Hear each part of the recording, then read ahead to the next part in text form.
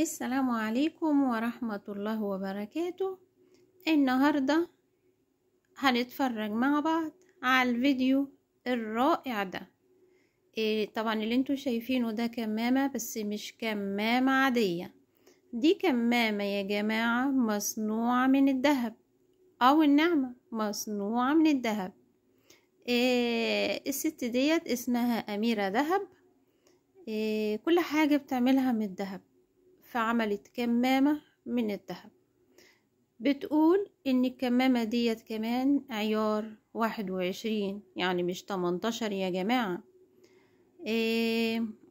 بتقول كمان انها 100 جرام، واخدين بالكم؟